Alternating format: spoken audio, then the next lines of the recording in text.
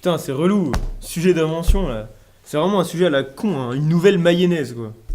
Ça va, on va trouver, ça va pas être bien dur. Ah bah... Ouais, ça serait bien si on avait des exemples, quoi. Mais on est à Laval, y a rien. Et bien sûr qu'il y a des trucs. Bah non, y a rien, hein. Vraiment. Bah, je te défie de me trouver des choses, hein. Ok.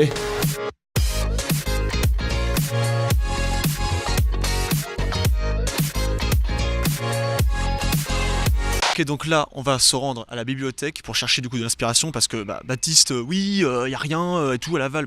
On va aller directement à la source du problème, c'est-à-dire dans une bibliothèque pour trouver de l'inspiration. On y va. Vous venez souvent ici à la bibliothèque pour lire ou Non, pour prendre des livres. vous les prenez carrément? 2 fois, 3 fois dans la semaine, par semaine. Ouais, c'est pas mal, ouais. Et vous lisez quoi comme Les journaux quotidiens. Terroir, le terroir. Tout ce qui se passe 18, 19, 20e siècle. On cherche des noms d'écrivains mayennais, vous en connaissez? Oh, en Mayenne. Ouais.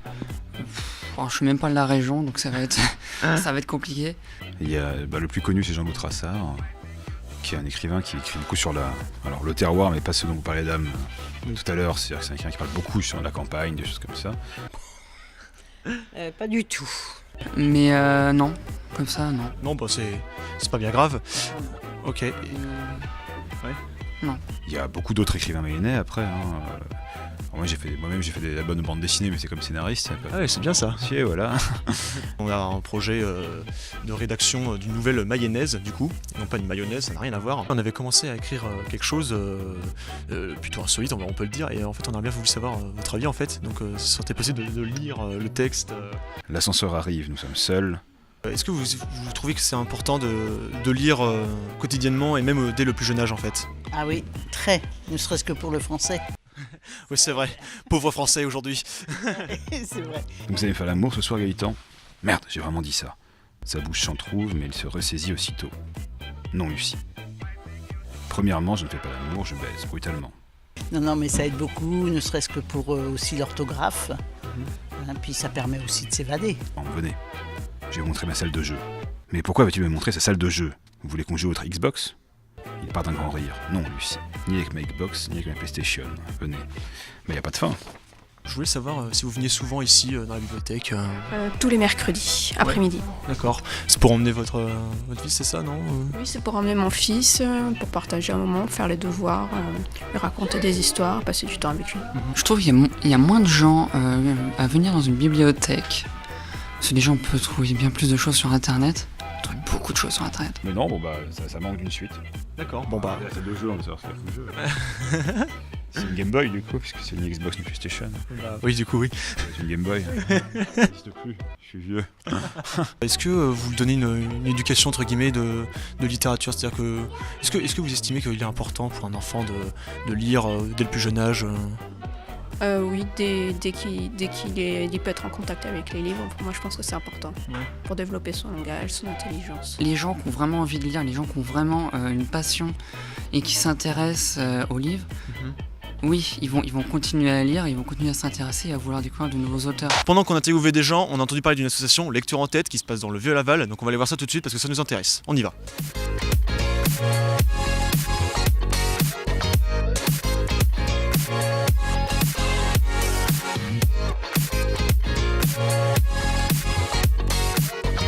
Je suis Céline Benabès et je suis la directrice de l'association Lecture en tête à Laval. Et je suis Charles Robinson, je suis écrivain et je suis invité en résidence par Lecture en tête à Laval. Alors Lecture en tête est née à Laval en 1992 sur l'initiative d'une libraire qui s'appelait Suzanne Bussy, qui s'appelle toujours Suzanne Bussy, et qui avait la librairie Aime lire. Elle a réalisé, étant libraire, qu'elle recevait de plus en plus de premiers romans. Et elle s'est dit que pour valoriser cette nouvelle écriture, cette nouvelle littérature contemporaine, elle pourrait tout à fait organiser un festival pour réunir les lecteurs et les écrivains.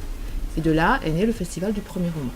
Donc moi je suis écrivain de littérature, je suis romancier, j'ai travaillé en particulier sur un cycle qui est un cycle terminé en 2 romans, Dans les cités et Fabrication de la guerre civile, qui est un cycle consacré à une cité fictive, une cité HLM en banlieue parisienne, la cité des Pigeonniers. Et dans ces 2 romans, on va suivre la vie des habitants de cette cité. On va suivre en particulier presque 150 de ces habitants, individuellement, pendant 1 an et demi, jusqu'au début des travaux qui vont à terme anéantir cette cité. Alors, le festival du premier roman, qui est devenu le festival du premier roman et de la littérature contemporaine en 2014, est un festival de lecteurs. C'est-à-dire qu'il permet à des lecteurs mayennais et de l'environnement proche du département de rencontrer des jeunes romanciers, principalement des primo-romanciers, à partir d'une sélection de 16 premiers romans qui s'est établie en octobre précédant le festival, parce qu'en général, le festival se situe au printemps, donc mars, avril. Donc ces lecteurs peuvent rencontrer les écrivains, les écouter parler de l'histoire qu'ils ont racontée, de la langue qu'ils ont utilisée, de ce qu'ils ont envie de défendre dans leur littérature, lors de plateaux littéraires, qu'on peut appeler café littéraire.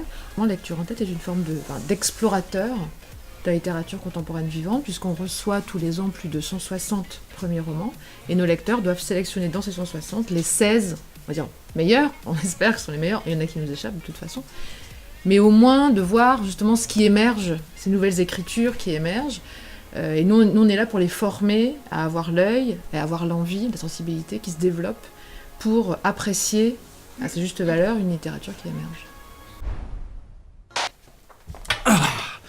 Bah, tu vois, on va pouvoir le faire. On a reçu un mail. Oui, et On a changé de sujet. quoi?